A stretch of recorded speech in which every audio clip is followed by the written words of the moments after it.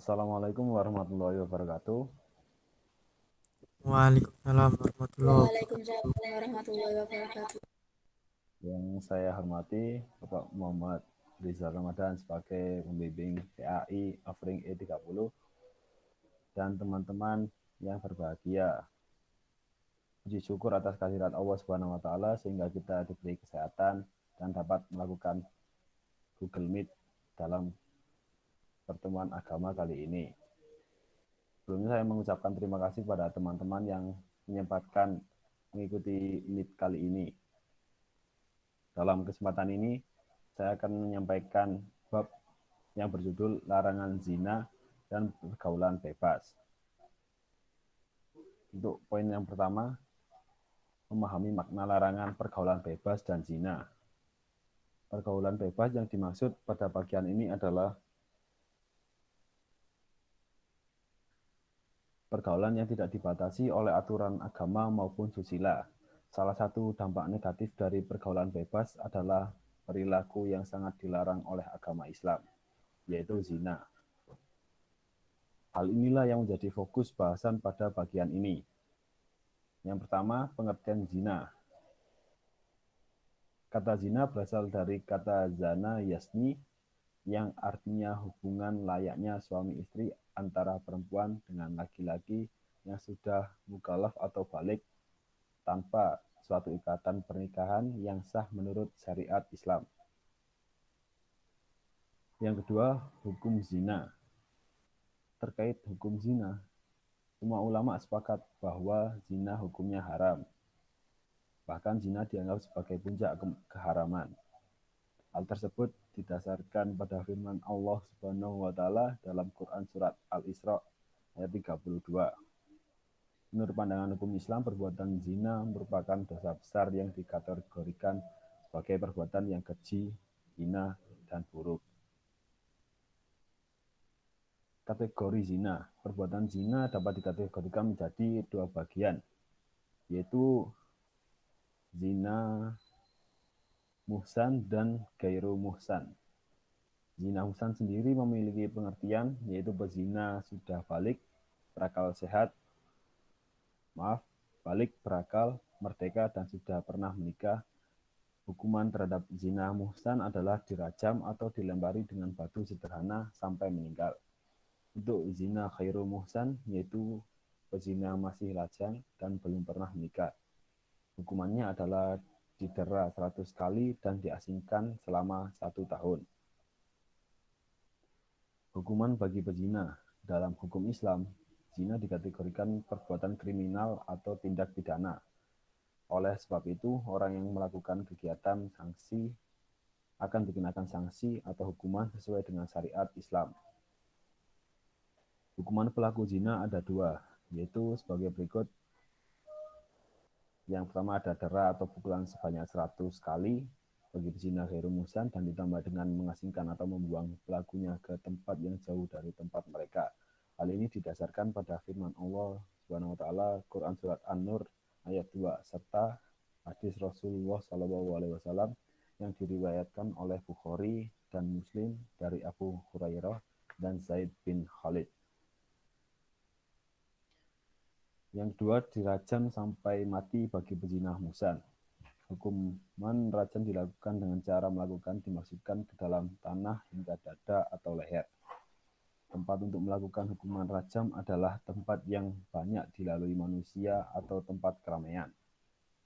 Hal ini didasarkan pada hadis yang diriwayatkan oleh Bukhari, Muslim, Abu Dawud, Tirmidzi, dan An-Nasa. Hukuman bagi orang yang menuduh zina atau khosaf. Mengingat beratnya hukuman bagi pelaku zina, maka hukum Islam telah menentukan syarat-syarat yang berat bagi terlaksananya hukuman tersebut. Syarat-syarat tersebut antara lain adalah sebagai berikut.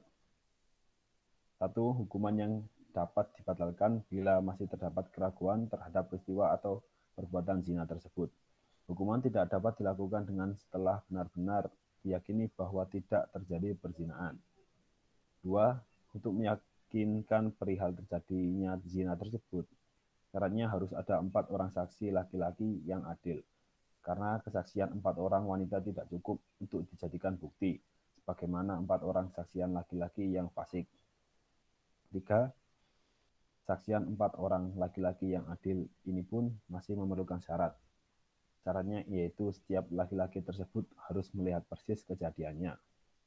Andaikan seorang dari keempat saksi menyatakan kesaksian yang berbeda dengan kesaksian 3 orang lainnya, atau salah satu seorang di antaranya mencabut kesaksiannya, maka terhadap mereka semuanya dijatuhkan hukuman menuduh zina. Hukuman bagi penuduh zina terhadap perempuan baik-baik dengan dideras banyak 80 kali. Hal ini didasarkan pada firman Allah Subhanahu wa taala dalam Quran surat An-Nur ayat 4. Sekarang menjadi sangat jelas bahwa Islam melarang keras hubungan seksual atau hubungan biologis di luar pernikahan, apapun alasannya.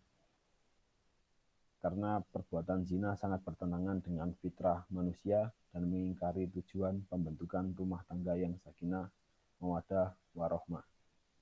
Islam menghendaki agar hubungan seksual tidak saja sekedar memenuhi kebutuhan biologis, tetapi Islam menghendaki adanya pertemuan dua jiwa dan dua hati di dalam naungan rumah tangga yang tenang, bahagia, saling setia, dan penuh kasih sayang. Dua insan yang menikah itu akan melangkah menuju masa depan yang cerah dan memiliki keturunan yang jelas asal-usulnya. Tujuan pernikahan tersebut akan menjadi porak-poranda jika dikotori dengan zina. Oleh karena itu, tidak mengherankan jika perzinahan akan banyak menimbulkan problema sosial yang membahayakan bagi masyarakat, seperti bercampur aduknya keturunan, menimbulkan rasa dendam, dengki, benci, sakit hati, dan menghancurkan kehidupan rumah tangga.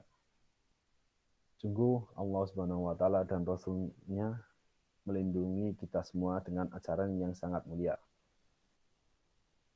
Begitu banyak dampak negatif yang ditimbulkan dalam pergaulan bebas.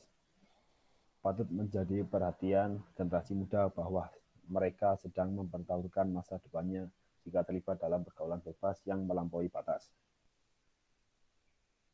Bergaul memang perlu, tetapi seyogianya dilakukan dalam batas wajar dan tidak berlebihan. Remaja adalah tumpuan masa depan bangsa. Jika moral dan jasmani para remaja mengalami kerusakan, begitu pula masa depan bangsa dan negara akan mengalami kehancuran. Jadi, jika kamu memikirkan masa depan diri dan juga keturunan, baiknya selalu konsisten untuk mengatakan tidak pada pergaulan bebas, karena dampak pergaulan bebas bersifat sangat merusak dari segi moral maupun jasmaninya. Di antara dampak negatif zina adalah sebagai berikut. Yang pertama, mendapat laknat dari Allah Subhanahu wa taala dan Rasul-Nya. Yang kedua, dijauhi dan dikucilkan oleh masyarakat. Yang ketiga, nasab menjadi tidak jelas. 4. Anak hasil zina tidak bisa dinasabkan kepada bapaknya. 5. Anak hasil zina tidak berhak mendapat warisan.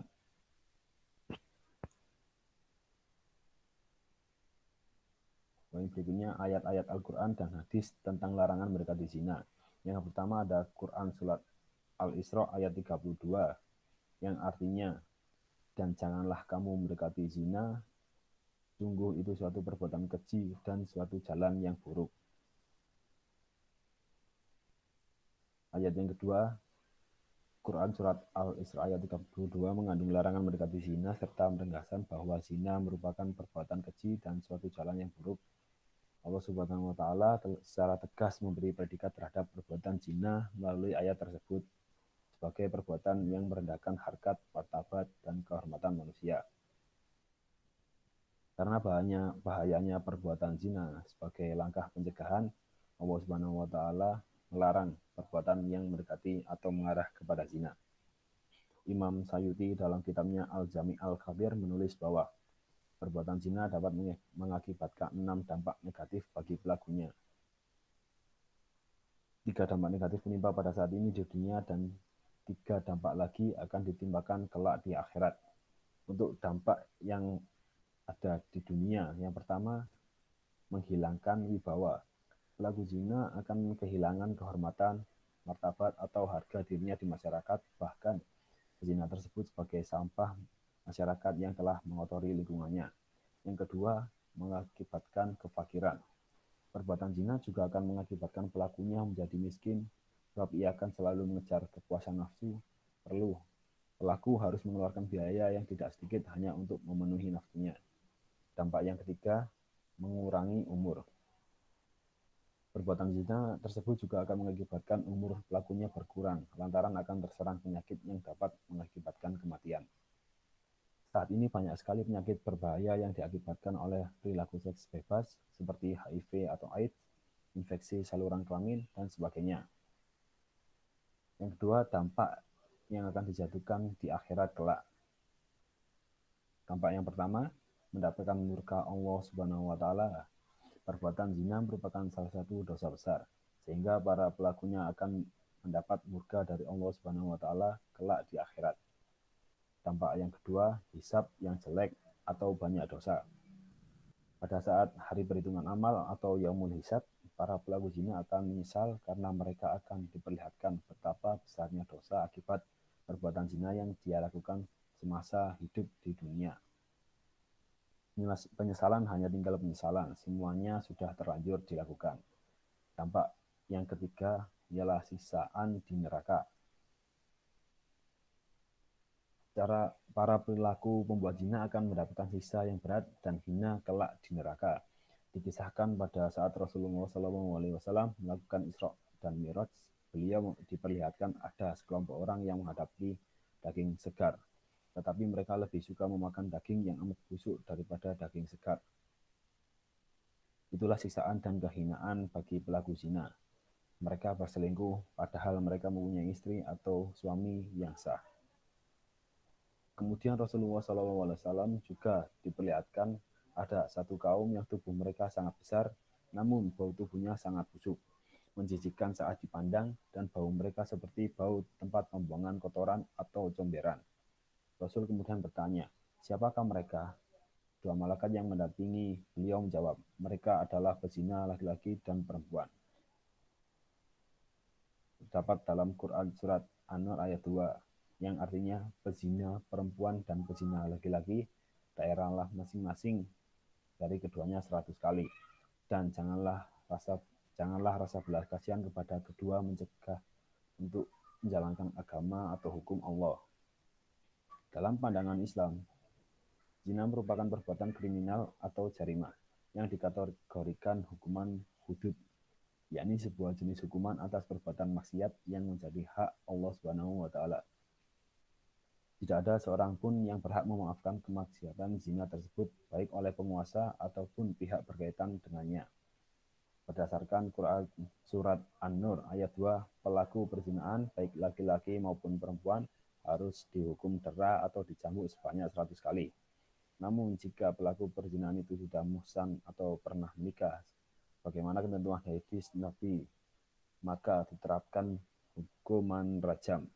Dalam konteks ini, yang memiliki hak untuk menerapkan hukuman tersebut hanya khalifah atau kepala negara, atau orang-orang yang ditugasi olehnya.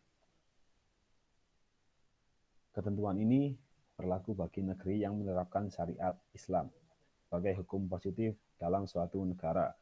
Belum memutuskan hukuman bagi pelaku zina, maka ada 4 hal yang dapat dijadikan sebagai bukti, yaitu yang pertama saksi, yang kedua sumpah, yang ketiga pengakuan, dan yang terakhir atau keempat dokumen atau bukti tulisan.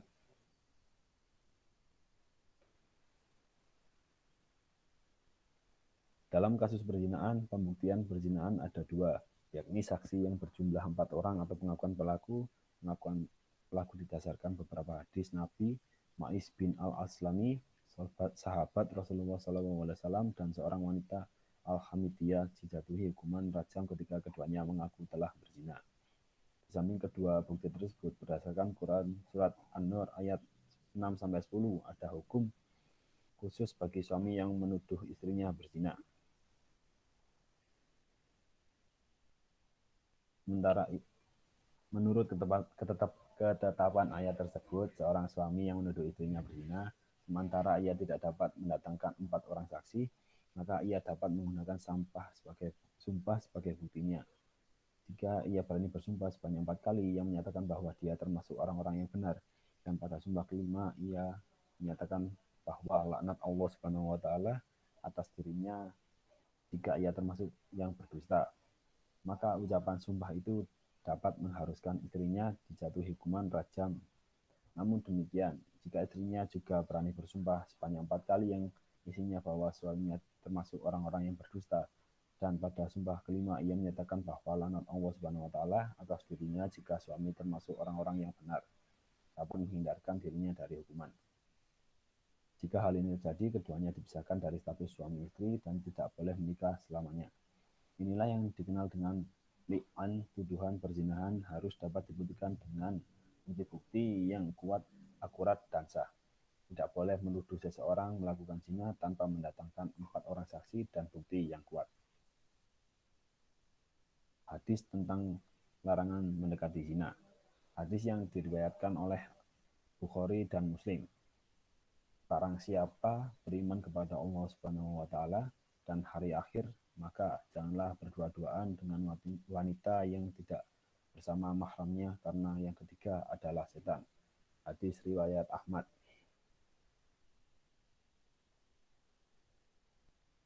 Menerapkan perilaku mulia. Kewajiban menutup aurat dengan berbusana sesuai dengan syariat Islam merupakan salah satu akhlak yang sangat penting dalam Islam.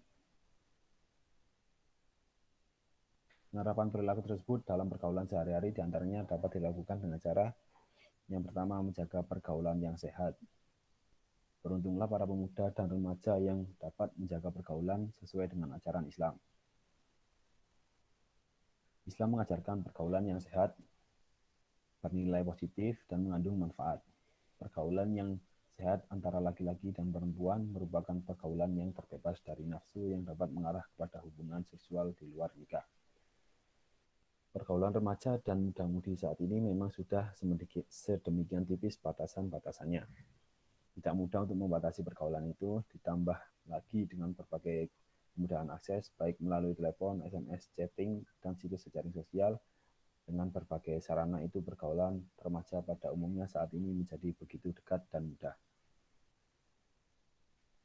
Persoalan yang lebih memprihatinkan adalah para remaja tidak paham dan kadang tidak peduli mana batas-batas yang wajar, mana yang tidak wajar, dan mana yang sudah kebablasan.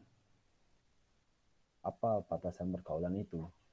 Dalam hal ini Rasulullah SAW memberikan batasan berupa larangan berdua-duaan antara laki-laki dan perempuan melalui hadis berikut.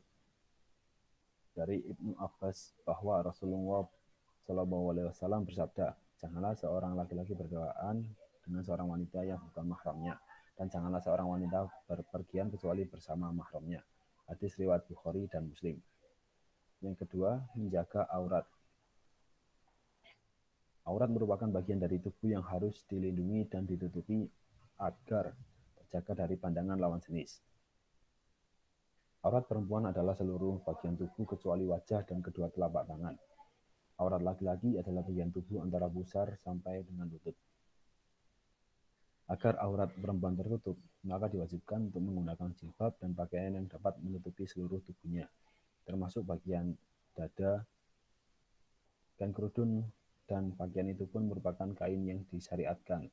Misal, kainnya tidak boleh tipis, tidak boleh sempit atau ketat, dan dapat menyamarkan lekuk tubuh perempuan. Demikian juga dengan laki-laki. Agar terjaga dari pandangan, maka bagian tubuh yang menjadi aurat itu harus dijaga dari pandangan lawan jenis. Caranya ditutup dengan pakaian yang sesuai.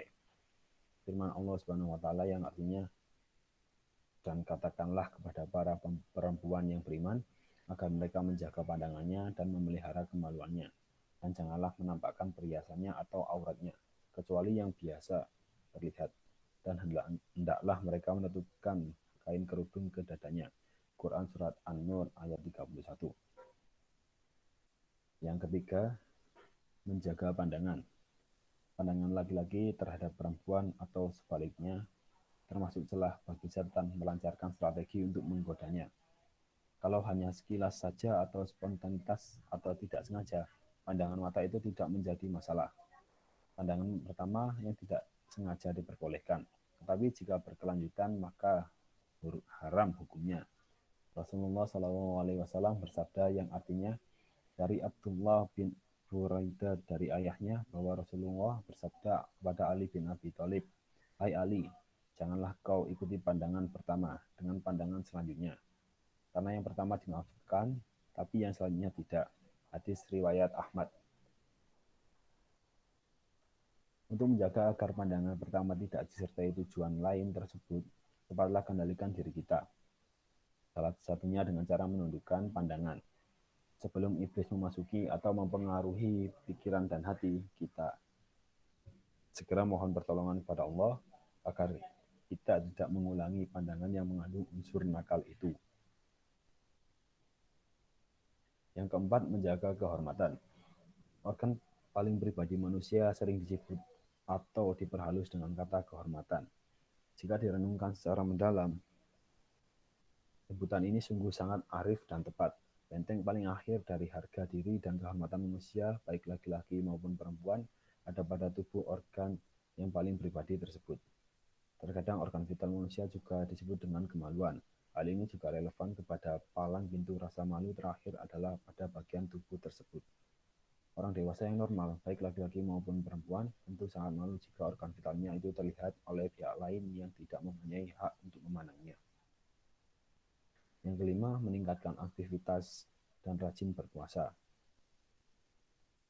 Bagi para pemuda dan remaja yang belum menikah, disarankan untuk memperbanyak aktivitas atau kegiatan yang positif. Hal ini dapat membuat mengalihkan perhatian dan pikiran mesum. Ikutlah kegiatan olahraga, ekstrakurikuler, kursus, bimbingan belajar, pekerjaan tambahan, dan lain-lain. Menyibukkan diri dengan berbagai aktivitas dapat menyebabkan perhatian kita selalu ke arah positif. Cara lain yang dapat ditempuh untuk menahan nafsu bagi para pemuda dan remaja yang belum menikah adalah dengan berpuasa sunnah. Islam itu indah dan sehat. Dengan taat beribadah dan rajin puasa, otomatis pikiran dan hati menjadi bersih dan jernih. Tidak akan terlintas di pikiran kita untuk melakukan hal yang melanggar kesusilaan.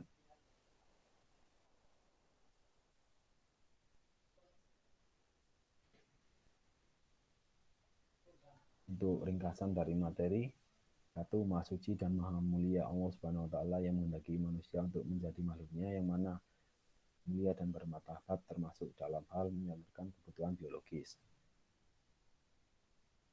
Larangan mendekati zina merupakan perbuatan keji dan suatu jalan yang buruk. Ketiga, zina adalah melakukan hubungan biologis layaknya suami istri di luar tali pernikahan yang sah.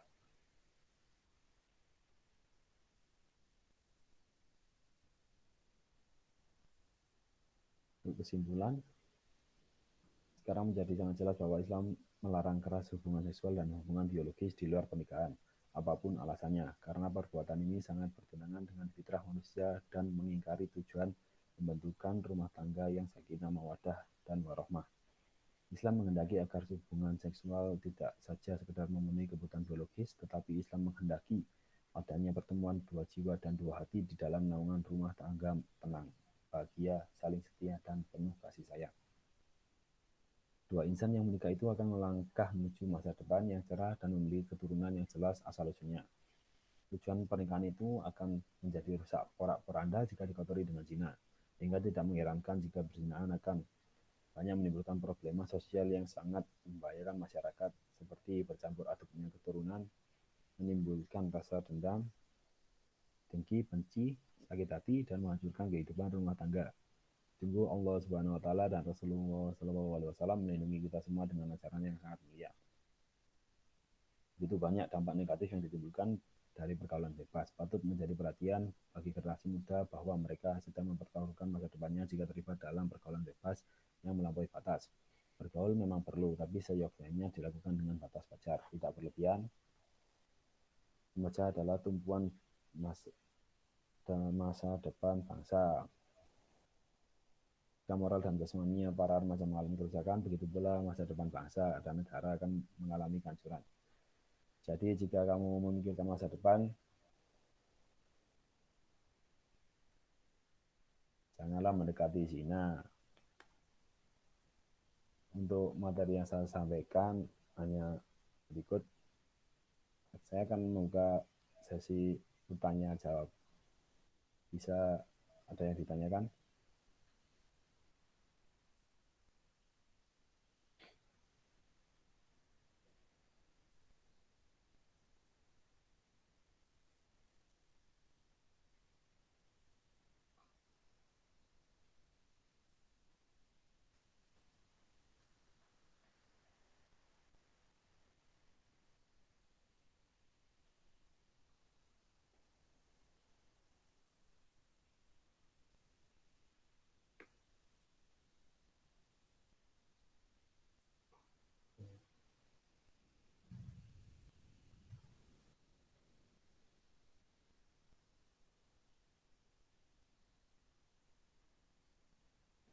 Apakah ada yang ditanyakan atau tidak? Kalau tidak bisa saya tutup.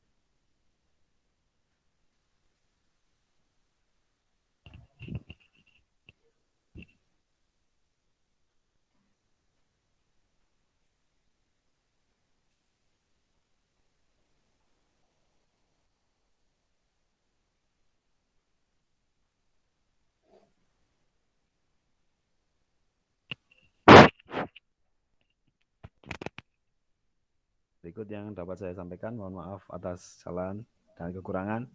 Terima kasih. Wassalamualaikum warahmatullahi wabarakatuh. Waalaikumsalam. Waalaikumsalam warahmatullahi wabarakatuh. Suwun ya, suwun sing gelem